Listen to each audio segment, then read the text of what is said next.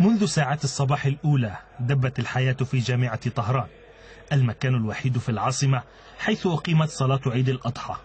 تضرع ودعاء إلى الله بحضور مسؤولين إيرانيين. خطة العيد حملت دعوة لتوظيف الحج لخدمة قضايا المسلمين، أما المصلون حملوا أمان الخير لبلدهم وبلاد المسلمين. أبارك حلول العيد لإخوتي في إيران وأتمنى لهم التوفيق والصحة والنصر على أعداء المسلمين. أتمنى للعالم الإسلامي خاصة في فلسطين والعراق وسوريا النصر على أعدائهم وأن تكون بلاد المسلمين دون حروب. يعرف الإيرانيون باهتمامهم الخاص بالنذور. في عيد الأضحى الذي يسمى هنا عيد قربان يجد الإيرانيون فرصة للوفاء بنذورهم. تقول الإحصاءات الرسمية إن 40,000 أضحية تقدم يوم العيد في طهران، لكن مراسم العيد تنتهي باكرا لمن أراد الصلاة وتقديم الأضاحي.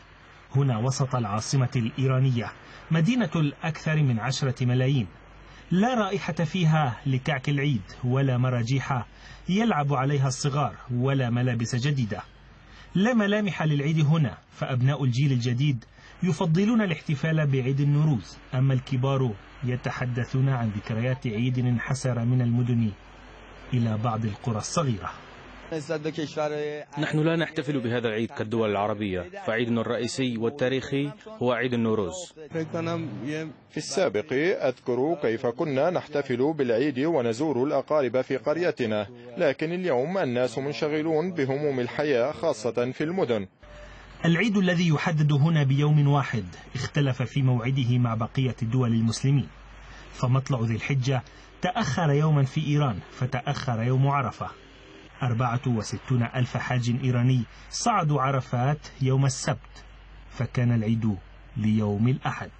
عطلة يوم واحد ينتهي بها العيد، في اليوم التالي يعود الإيرانيون إلى أعمالهم كأي يوم عادي. أما بهجة العيد فقد يشعرون بها أكثر من يوم العيد ذاته عند عودة الحجاج من الديار المقدسة. عمر هواش، RT، طهران.